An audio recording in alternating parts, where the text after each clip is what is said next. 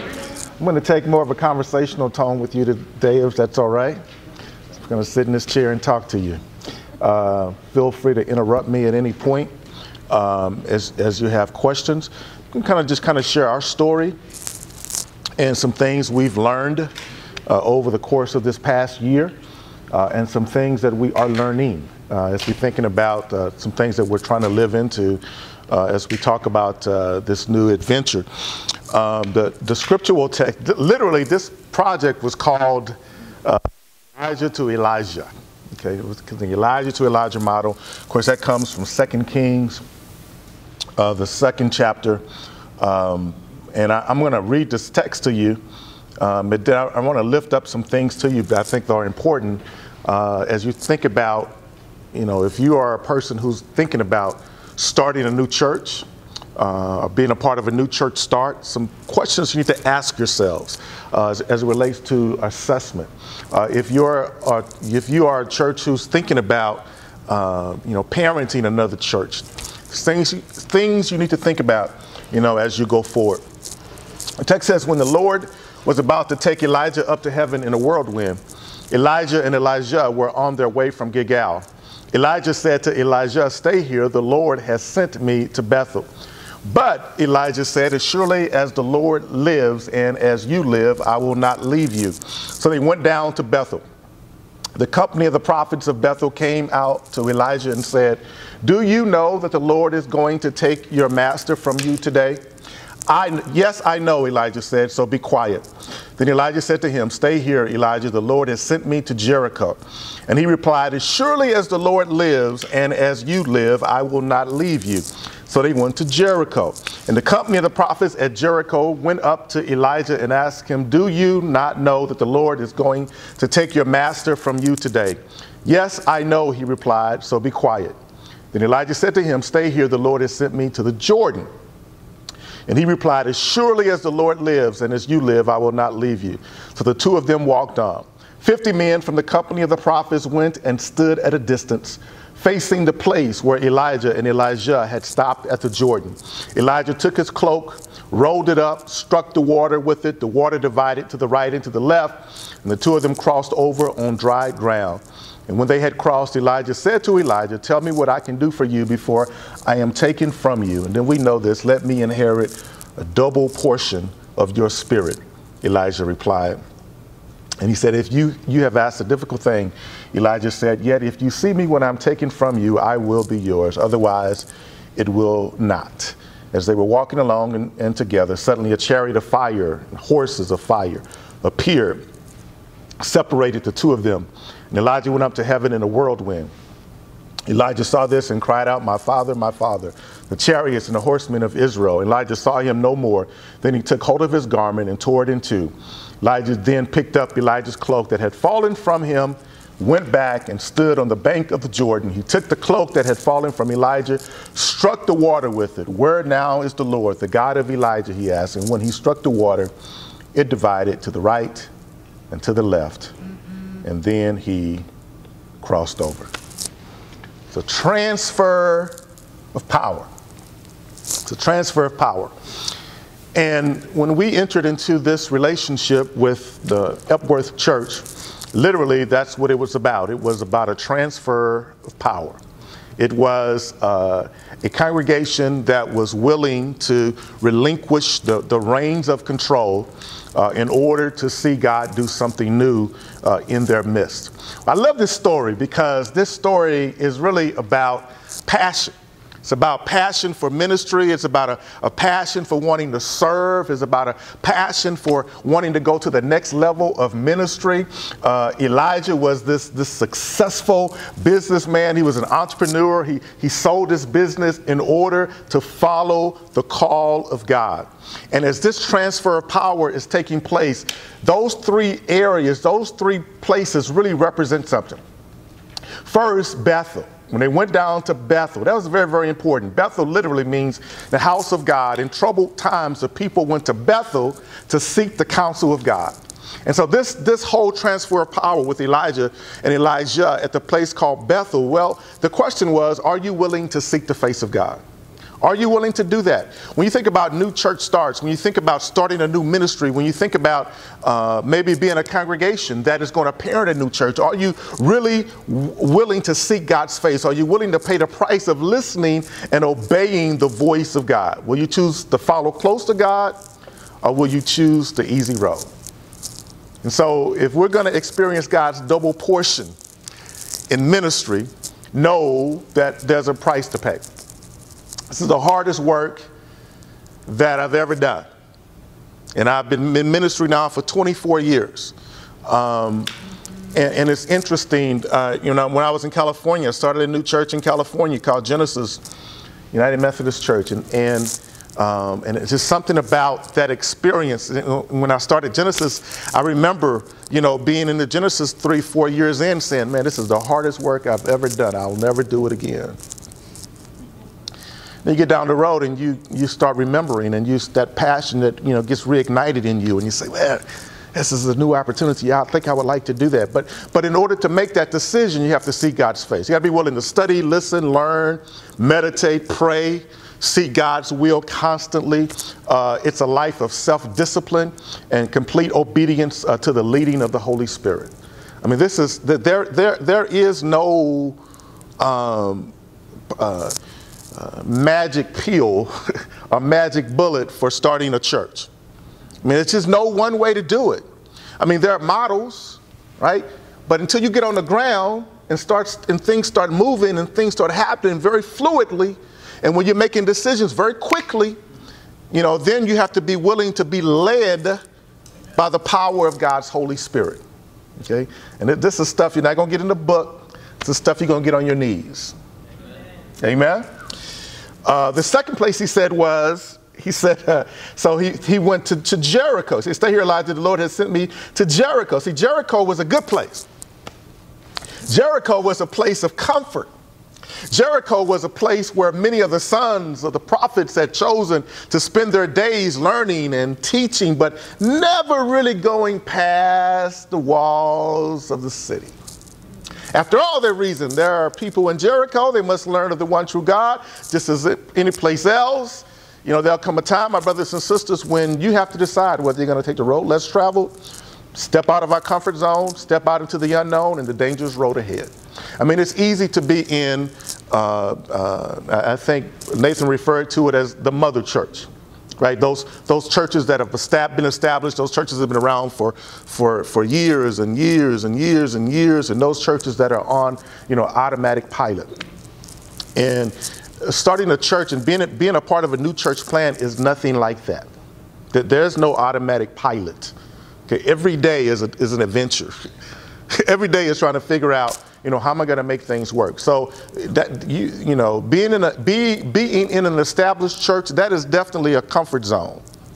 Okay, you got established leaders, you got folk that have been there for a long time, they got folk that basically step up to the plate and do what they're supposed to do. But this is totally different when you are in a new church experience. The last place he goes to is Jordan, the Jordan. This is the watering place, the descender. This is the last leg of the journey. The last leg of the journey. And as Elijah was following him, the question, basically it was, you've come too far to turn around now. There's no turning back. There is no turning back.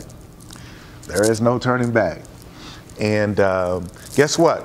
You go out and you start a new church. And that first Sunday is awesome, and hundreds of people show up, and you're just all excited. Woo! Yes, yes. Next week you come back, maybe half the sanctuary now. And then summer comes quick that first year. Then numbers dwindle even more. And you start feeling really, really lonely. But guess what? You've come too far to turn around now. Right? What I'm getting at are the ups and the downs of church planting. That there are tremendous highs in planting a church. Tremendous highs, seeing people come and get connected and being on fire and excited for God. But there are also tremendous lows. You know, those are those days when things didn't go your way. Those are those moments when you're trying to raise money, you're trying to make ends meet. Those are those days when, attendance is waning and you're trying to figure out, okay, are people coming back? Do they have a habit yet? You're trying. All of these things are just going on in your head, and you're trying to figure out, okay, God, what's the next step? Right? Because I got my little blueprint here. It's not working anymore. Right? So what's the next step? What's the next step, guys? So that's what we're talking about, in terms of that foundational piece of creating and being part of a new church experience. My history is I grew up in Houston, Texas. I grew up in a Baptist church in Houston, Texas. Good Hope Missionary Baptist Church. I started attending a United Methodist church when I was in high school, Windsor Village United Methodist Church. And Pastor Kirby John Caldwell, my pastor, and great experience for me, okay? In Houston, I've been being a part of a vital, growing congregation. I leave Houston, go do my undergraduate work in the Dallas-Fort Worth area, went to UT Arlington, and after there, I ended up going to Perkins School of Theology, then got recruited to California, and I spent 10 years in California. So part of that piece of going to California was really, quite frankly, the opportunity to start a new church. Because I had met with the district superintendent at the Perkins School of Theology, and we're talking about the future of the church, and I'm thinking about opportunities and what I could do and what I was really looking for. And he said, guess what? We're going to be starting a new church in our annual conference. You might have the opportunity to do that. And I have to tell you, he said, you may have the opportunity to do that. Okay, I was not the choice to do that, but he said, you may have the opportunity. That was good enough for me. So I moved across the country and was serving as an associate pastor at a church called Jones Memorial in San Francisco, and was there after about my third year there. The annual conference decided that, hey, it was time to start this new church. Now I got to tell you, I was not the first choice to start the new church. I was not the second choice to start the new church. I wasn't even the third choice to start the new church. And let me tell you how this really happened. This, this is how it happened. We were in a room, and this church was to be a Afrocentric congregation, okay, with diversity, but the main dominant culture was to be, an Afrocentric congregation. So we spent a whole lot of time trying to figure out what that meant. But so we were in a room, with black clergy, and they were talking about, well, yeah, Bishop called me, and I said no. Yeah, Bishop called me, and I said no. Yeah, Bishop called me, and I said no. And they said, well, who's going to do it? I said, well, I would love to do it. See, I was young and dumb at the time. So I had no idea what the risks were, and I had no idea of, the enormous amount of work that it was going to take to really make that thing happen. But that's how it happened. That's how it happened. And I moved to Silicon Valley, and this was a parachute drop. And I moved there with my wife and my son, who at the time was just a few months old. And we moved to San Jose, and we started just trying to meet people, start building relationships. And I remember those first 30 days. I must have done at least 40, 45 one-to-ones in those first 30 days. I mean, it was like every single day, just meeting people, talking about this new opportunity, talking about this church, and would you be interested? Do you know somebody else who may be interested? The whole 9 yards. And so every day I would get up in the morning, it would be, how many people can I connect with today? How many people can I meet with today? How many people can I share this vision with today? And who's going to be excited enough to, tell their friends, so that I could call their friend and say, hey, I just got a referral, and Andrew says that you would be really interested in this new church start, and so that was my way in. I was establishing a credential. So that really was a way, in terms of the model that I'm going to be talking about in a few minutes with this campus. It's really a community organizing model. Because when I started Genesis, there weren't any conferences on starting new churches. There weren't any new church incubators. There wasn't any, there were very few books on starting new churches. And so I was just trying to figure this thing out. the best way I knew how. And I was part of a project in San Francisco called San Francisco Organizing Project. And it was a faith-based community organizing group. And being part of SFOP taught me a whole lot of things. It taught me the basic principles of community organizing. It taught me how to organize and to rally people around a single issue. It taught me how to connect with people in terms of how to leverage network and influence. And as I was part of that group, and then they had a national training on community organizing. It was in Lafayette, Louisiana.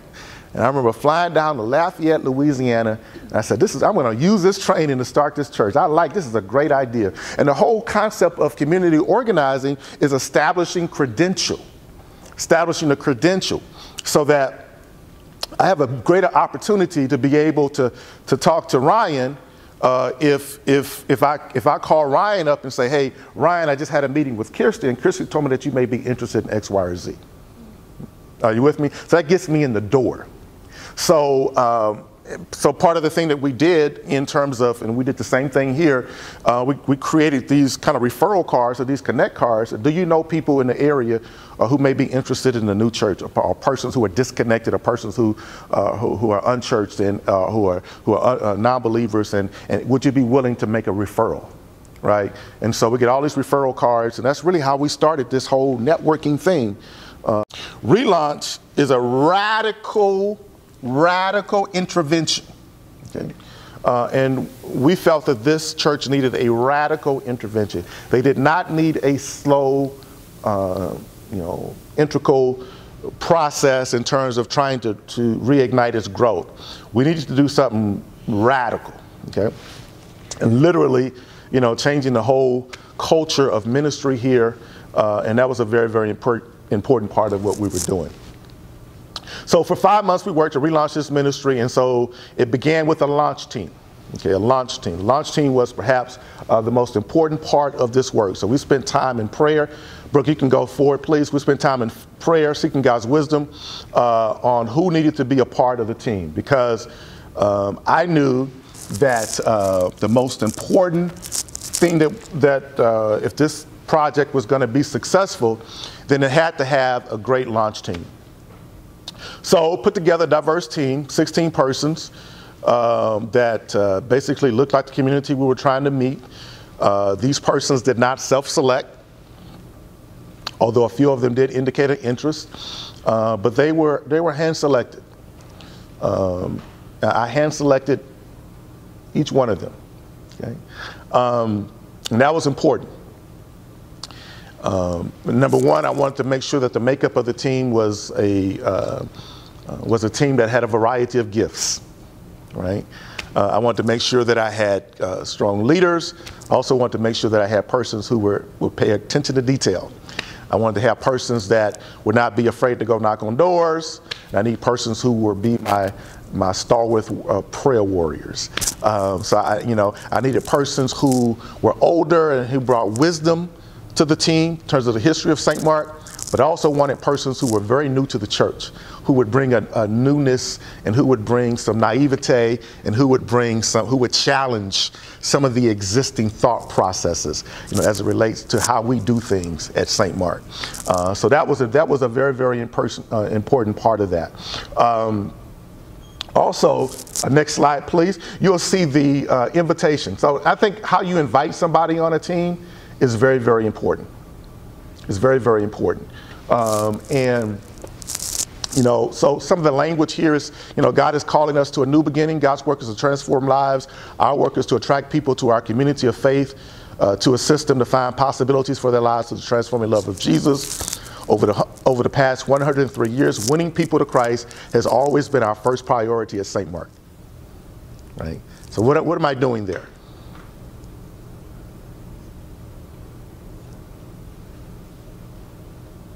Well, you're establishing credentials. Establishing credentials, and what else?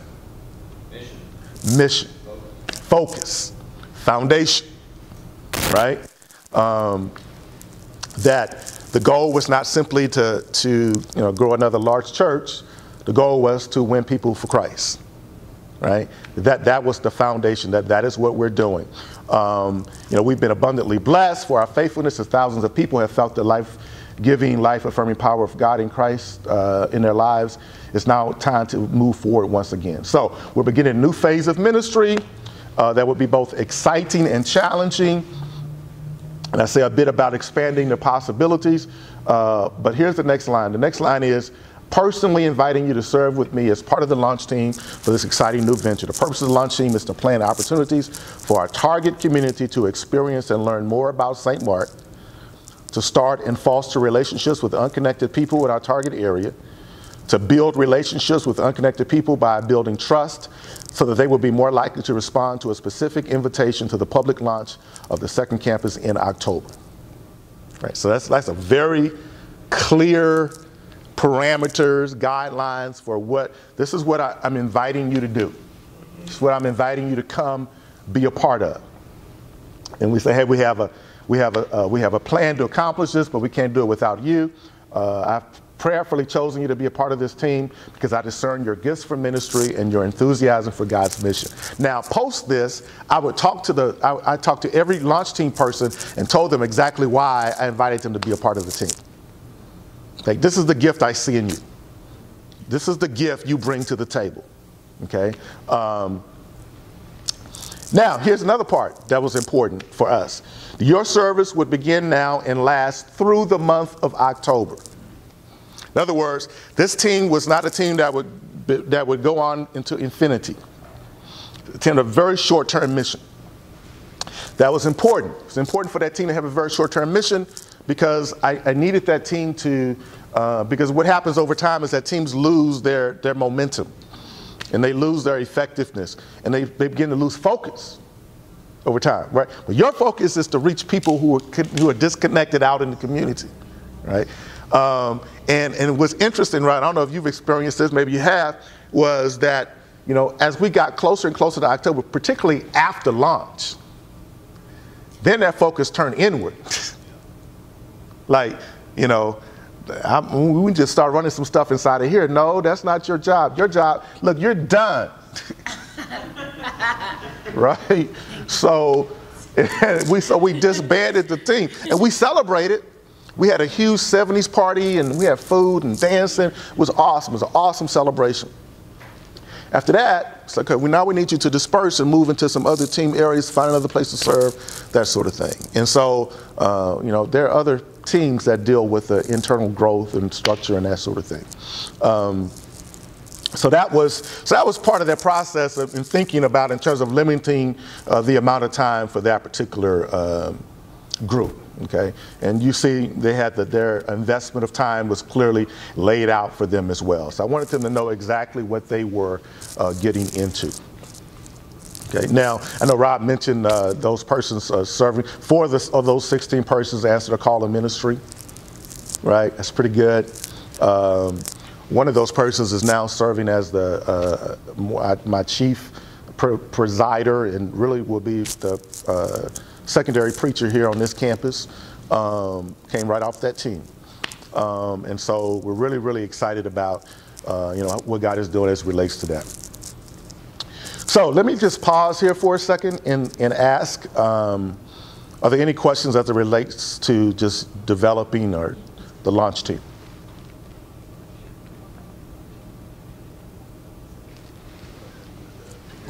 It's kind of cracked. Oh, okay.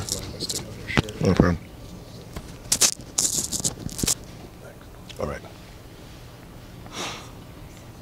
All right, no questions? All right, let's move on. Yes. Was there anybody that you asked and that said no? Actually, no. Nope. Not at all. There was one person that was that said maybe, but I knew why she said maybe. She said maybe because I didn't ask her to lead the team. So, but she came and participated. Yep. Yes. How would you describe the character of people invited? What kind of people were you looking for? I'll say it one more time. What kind of people were you looking for, character-wise?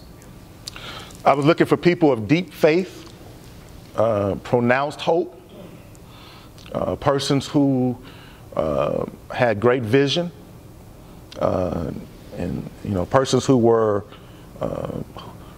who didn't have a church agenda. They had a kingdom agenda, kingdom building agenda. And that was important. So I was looking for people who loved God. I was looking for people who loved our mission as a congregation. I was looking for people who loved me. We were going to be working together. That's what we were looking for.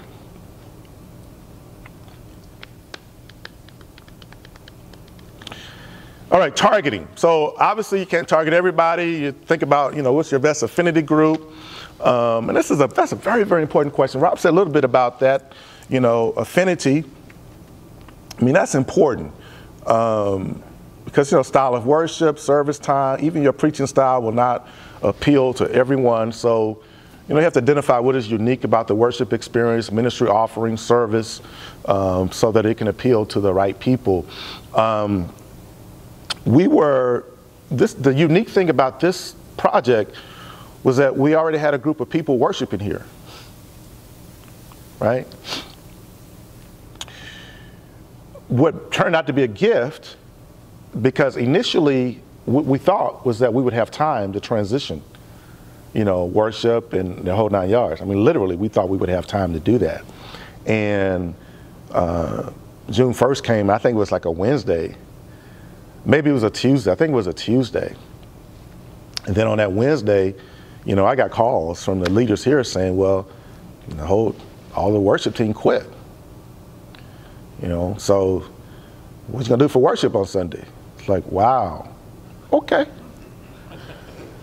That's literally how it happened. And we had no plan to start worship that soon, that quickly. I mean, to start taking over worship that quickly. My plan was to come in and preach and listen, see where people were. I had a couple of town hall meetings with this congregation. I kind of had cast and shared vision with them, and we had some of our key leaders come over and talk to them. And I thought we were kind of all on the same page, and we're going to be moving in a positive direction. And then it was just like, man, when June 1st came, it was like chaos in here. It was stuff just like hit the fan, stuff started just finding its way out the door. I mean, literally, people just came and started taking stuff. And I'm just giving you the environment under which we were trying to minister. Okay, people just came in and just started taking stuff, and my grandmother donated this to the church. I donated this in the name of my father, and this is not her church anymore. And they started just taking stuff. I mean, musical instruments and stuff in classrooms, and I mean, it was crazy. Even salt and pepper shakers. We don't want you people using these salt and pepper, seriously, salt and pepper shakers. Okay. So we had to make a decision on how to deal with the conflict, the anxiety. And interesting enough, I mean, for me personally, I didn't really care. I can come take whatever you want. I don't care. St. Mark folk, we don't care. Come take whatever you want.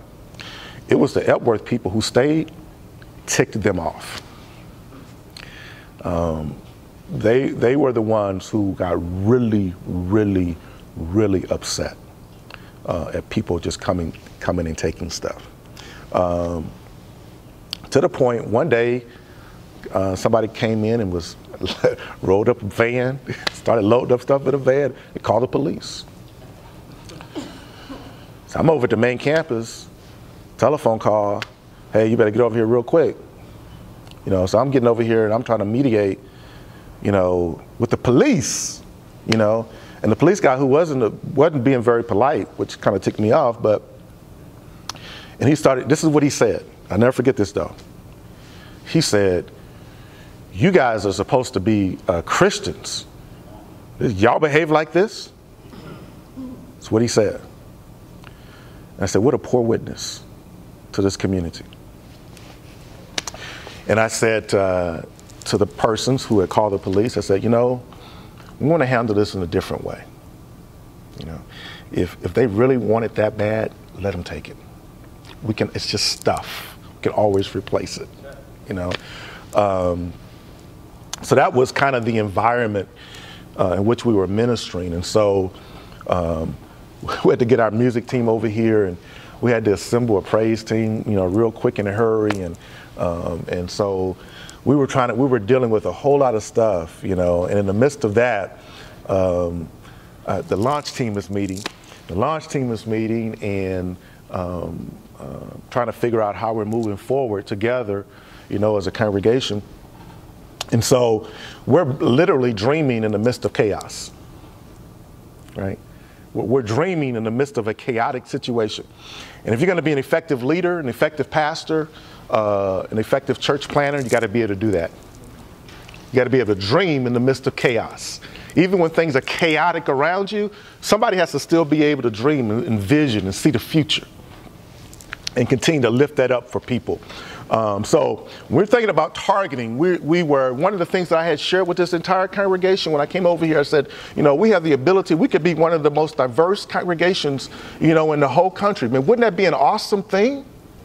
That would be so great. That would be awesome. We can make this happen, So I'm just sharing this dream and I'm casting this vision. I said, we can make this a reality. We can make this a reality right here on this corner. And I just kept sharing that dream over and over and over and over and over and over and over again. And so when we started thinking about who we were targeting, we started talking about, this immediate community, because this is a very diverse community. And so if we just focus on this immediate community, we can achieve our goal. And then we started thinking about ministry drivers. Ministry drivers. And ministry drivers are just those things that you kind of communicate when you're doing external marketing pieces, or when you are trying to figure out what drives our ministry, what are the key foundational elements of our ministry. Well, if you look at all of our printed stuff, all of the stuff that goes out externally, you'll see dynamic music, relevant teaching, casual dress, excellent children's program, diverse community. Now, those are 5 ministry drivers. Those 5 things. We want to make sure that whenever we're communicating, we want to make sure we're communicating those 5 ministry drivers to everyone. What are we doing when we're doing that? We're basically positioning our congregation. Positioning our congregation. And so, how have we positioned our church to meet the needs of our targeted group? And this could also be phrased in what ways are we unique and different, from other congregations. It's all about positioning. Positioning. So I love this definition, next slide, that really talks about, this is a definition of positioning that comes from Jerry Graham's book, Vision, Who Needs It? Matter of fact, let's read it together. It says, unique and are different.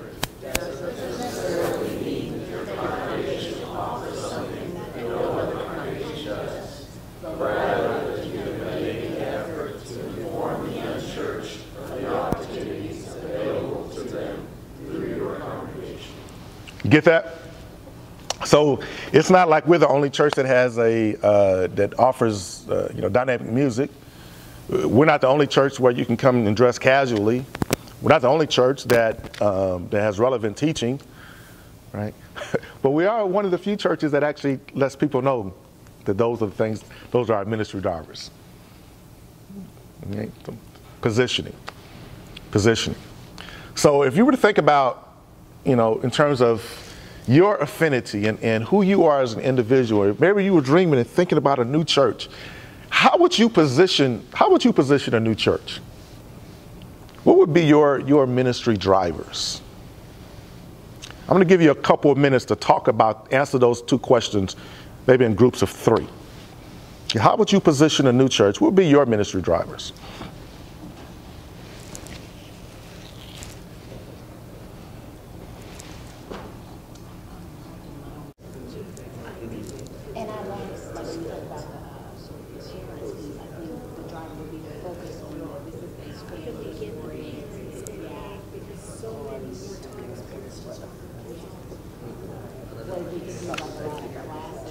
Okay, let me call you back. So ministry drivers are important in that, number one, they help define, who you are. And this is beyond, obviously beyond mission, vision, core values. But from a marketing perspective, in terms of how you're positioning yourself, how you're communicating, making sure that your message is always consistent, right? That people are always going to be getting a consistent message. It affects the type of images you put out, as it relates to your messaging. It relates how you target, right? How you're targeting your particular messaging. So what are some examples of ministry drivers you guys came up with?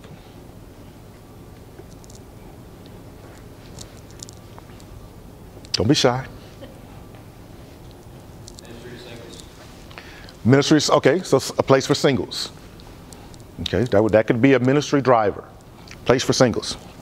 Now, if that were a ministry driver, what would necessarily need to follow? Specific programs. Specific programs that deal with singles, right? So that would have to be a variety of programs that are dealing specifically with singles, right? Now, if that's a ministry driver, if I'm placed for singles, then I would also need to, if I'm going to target singles, what are some things that I need to know? What singles like? What do they need? What they like to do? Where else? How do I communicate with singles? Family dynamics. How do I communicate with singles? With a leader who's single. Huh? With a leader who's single. With a leader who's single? Okay. Where do singles go? Where do singles hang out? Right? Because that's how I would go and communicate with singles. If that's going to be a key ministry driver, then that's going to be an important part of what we do in terms of how we reach out and how we communicate, right? And so if I do that and people come who are single, then I better have some things for singles, and I better communicate with them while they're there. Here are the opportunities that we have for singles, right? If one of my ministry drivers is casual dress, and a person shows up in church and everybody on stage has on a shirt and tie, or or what's a dressy dress? Dress. Okay. Some heels. I like the heels I have. Okay, dress and heels. Yeah. Then that image doesn't match that ministry driver. No. Are you with me? This is why it's important, because it affects every area. It not only affects how you communicate, it affects who you communicate to, it affects where you communicate, and then it affects what people experience when they come into your environment. What people experience when they come into the environment. I mean, you don't want to put in a marketing piece, say we have, rock and music, and they show up and you're playing a tape recorder or something. I mean, it's like, nah, kind of false advertising there, right? But you get the point, right? So that's what I mean by ministry drivers. Is really about positioning in terms of how do we position, our congregation. How do we position our congregation? So once we figure that out, then the next question is, how do we connect? How do we connect with our community? How do we connect with our community? Now, when we looked at our ministry drivers, most of these were ministry drivers that are pretty unique to St. Mark. Are common to St. Mark, casual dress. People come as they are. You have some people that dress casually, some people that dress up, it's a come as you are kind of church. Dynamic music, I think we have one of the best music programs in the country. Children's programs, this Flight Quest, our Flight Quest for Children. We did a whole lot of work, over the last 3 years on our children's program and getting the place ready for children, right? Now, here's something also very interesting, is when we were in this process, remember, we're still worshiping on Sundays. So we're still worshiping here, but we know we're headed to a relaunch date. So first Sunday in October, we're relaunching. I mean, that was a date that was in our head, okay? And this is a good thing, There were folk who we actually said, Pastor, we need to meet with you. About what? About children's ministry. What do you mean about children's ministry? Children's space. Right? Well, children's ministry, Flight Quest, that's a ministry driver. Our space is not ready to receive children. It's not adequate. It's not up to par. It's substandard. It's not excellent. Wow. It's a great conversation. Great conversation. Of course, I had to get them, to know that by October it will be ready. Right? Because we're all moving towards. So it's like we're trying to start a new church. We're still worshiping with this church. Plus, I'm still trying to. Oh, by the way, there's another church called St. Mark down the road that I'm trying to pastor. So it's just a lot going on, right? And so as a leader, I got to keep people focused on the launch day, relaunch day. We're relaunching this thing in October.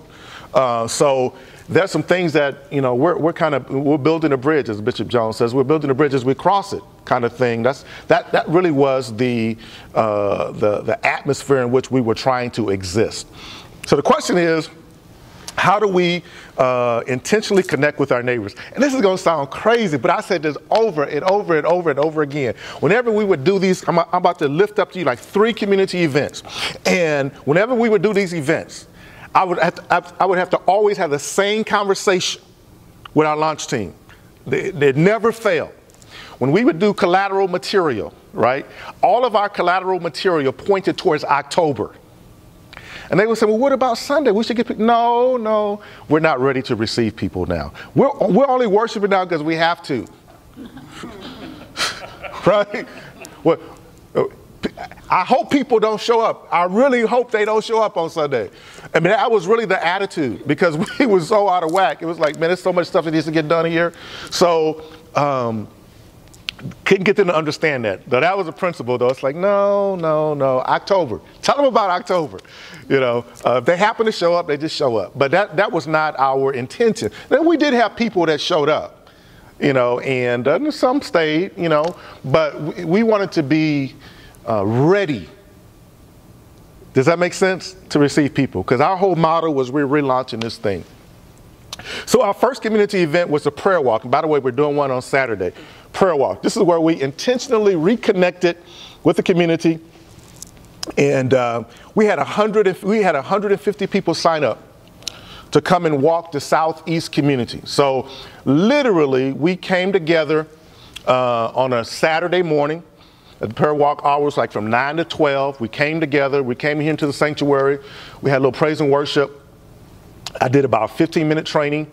They had continental breakfast, and then they had team captains. So we sent people out in teams of about 4 to 5 people, and they all had territory. So there's a lot of pre-work that goes into this, like figuring out where people are going to be walking and figuring out routes and who your team captains are going to be, that sort of thing. But the whole goal was for us to go knock on doors, pray with people, have intentional contact with people, that sort of thing. The benchmark was 2,000 touches. We want to have 2,000 touches, right, on this Saturday, right? 2,000 touches.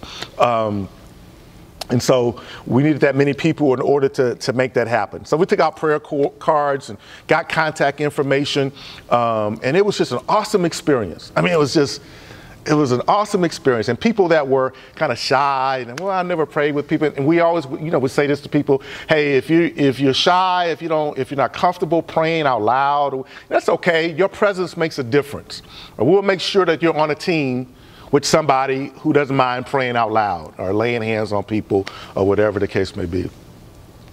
And it was just awesome. We had these T-shirts, it's a New Beginning T-shirts, and we just flooded the neighborhood. And we would knock on doors, and people would be so amazed that hey, where are you guys from? Jehovah's Witnesses? No, we're United Methodist Christian believers, and people would engage in conversation, and we would pray with people, and we talk about the church, the whole 9 yards, and we came back here and we had lunch. But as we were having lunch, we gave people an opportunity to share stories. Like, tell us something exciting that happened today. And people would people would share incredible stories. Like, you know, we encountered this man, and he was so broken, and he said his experiences with church were so bad, and he just broke down crying.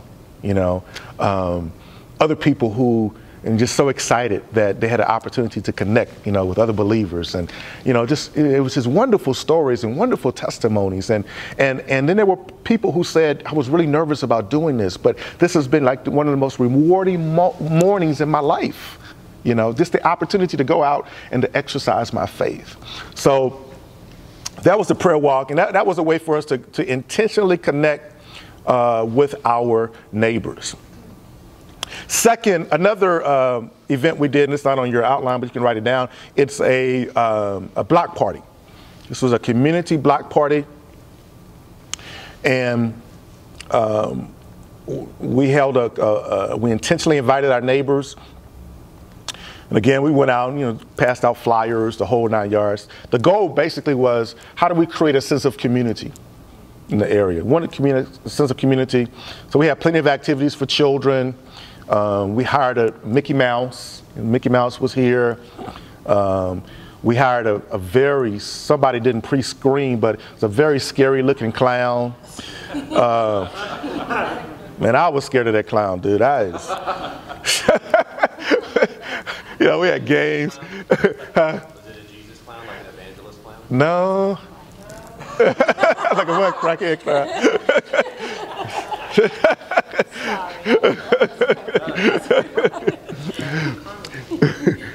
And then we set up we set up informational tables. The informational tables were around our ministry drivers. So there was a table around worship. There was a table around children's program. There was a table around the EC Tyree Health and Dental Clinic. And so, you know, so basically people had an opportunity to come and get information about the church, and we had hot dogs and hamburgers, and we hired a DJ. We did line dancing out on the parking lot. We just had fun, and we were just going to have fun.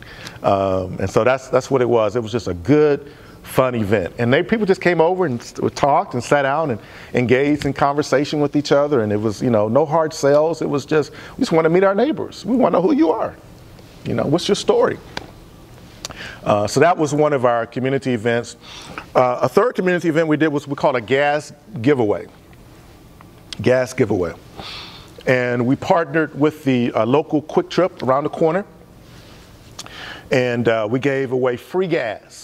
Okay, free gas to over 200 families. And I want to say, by the time that day was over, we probably had given away $3,500, $4,000 worth of gas.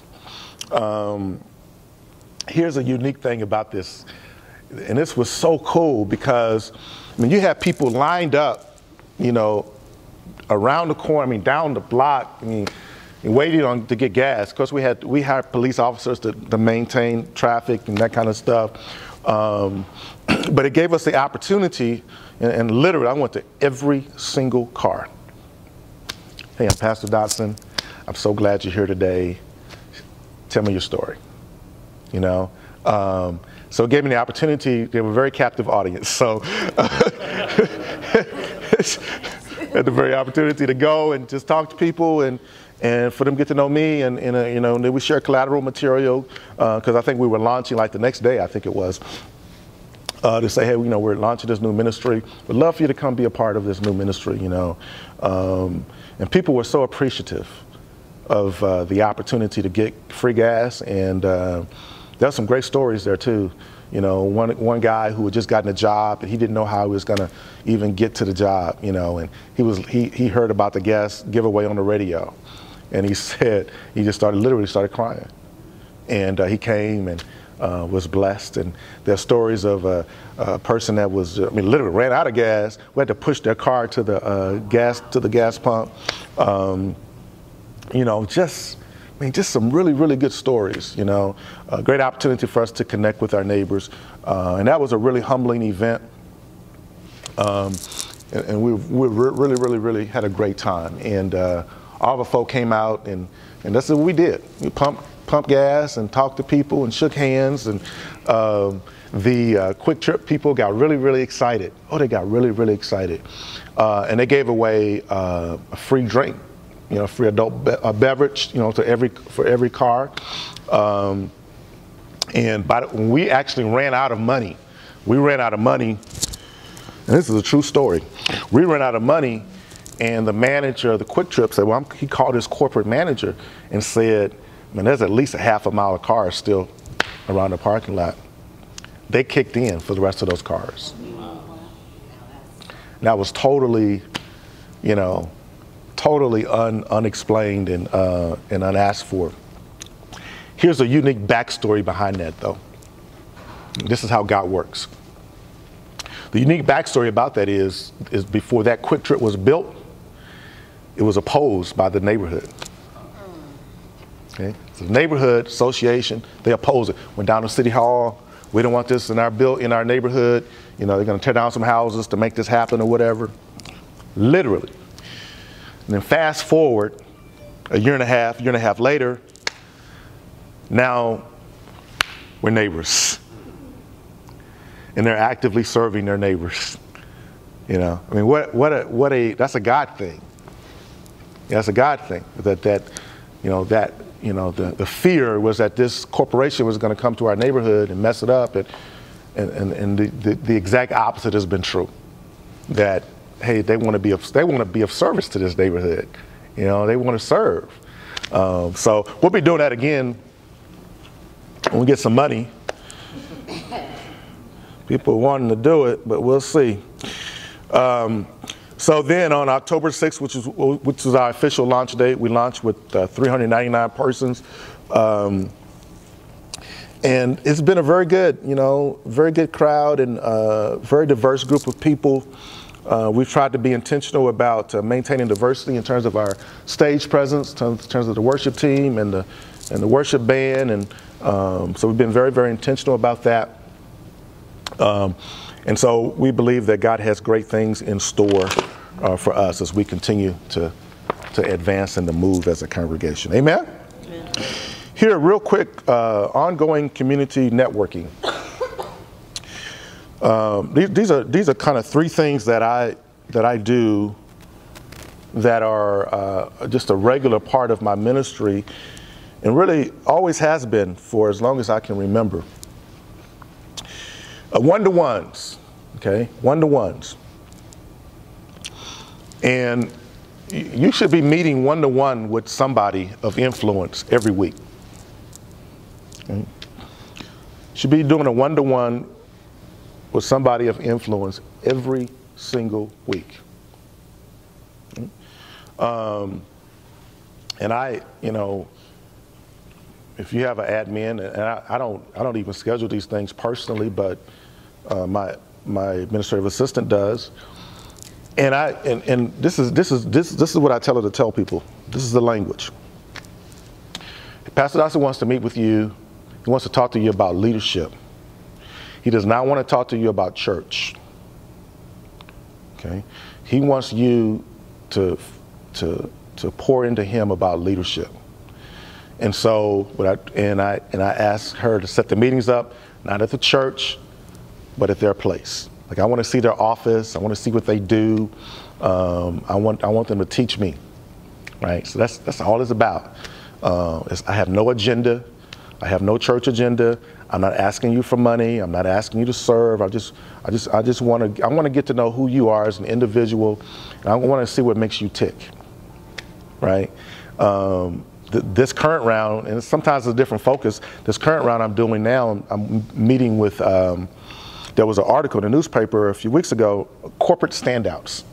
So I'm meeting with every corporate standout that was featured in that article. Now, it just so happens that the first three were members of my church, which was more difficult. But I said, hey, tell them this has nothing to do with the church. Nothing. I do not want to talk about St. Mark, okay? So that's just a way of honing and sharpening your own leadership skills. It's a way of you staying on the edge but it's also a way of you getting information about things that are happening, you know, in the nonprofit world or the, you know, non-religious sector. You know, you'll be amazed at the things you find out, you know, when you begin to connect and talk to people in that way. Secondly, mentoring. So I'm going to say mentoring is an ongoing part of what I do, and I've been mentoring for years. And it's just an hour a week. I go spend an hour a week at a school, hang out with some kids, and just try to get to know them. You know, and I right now I've been doing the middle schools. I do like 6th grade. I follow them from the 6th grade all the way till they graduate. Sometimes that'll be, I'll go to some of their events, like if they have a band concert or game or something. Sometimes I'll go talk to their teacher. You know, if they've been kicked out of school, if they're in detention, you know, those sort of things. Just with rich relationships. And then once a semester, I'll take them on a field trip. You know, so that's a great way for me to kind of stay connected to them.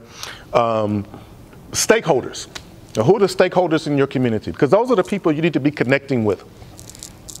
So just like you have a meeting every week with a leader, you should have a meeting, you know, you should strive to have a meeting once a week with a stakeholder.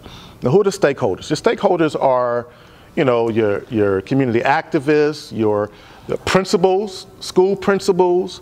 They're your city council person, you're the mayor of your city, city manager, chief of police. These are all your stakeholders. Who are your stakeholders? You know, school board members. You know, you're the county commissioner, the person that represents your district. You know, those are the stakeholders. And as you meet with the stakeholders, a couple of things begin to happen. Number one, you get more information about the things that are happening in your city. Number two, you get on the ground floor of things that are happening in your city. Networking, I mean, it's such an important part. I mean, just networking and understanding that, hey, when things are happening, when you've established these relationships, well, guess who they call? They call you. Because you're the one that's already established that relationship. Are you with me? So that's an important part of what I do. And I'll give you two quick examples here. One is a school example. I love to go to school, and I love to do the mentoring piece. What I love the most is standing out in the hallway in between classes and seeing my kids, you know, hey, Pastor Dotson, hey, where are you supposed to be? You know, get to class. You know, and just being a presence. You know, just being a presence in the school. I mean, that's an important piece.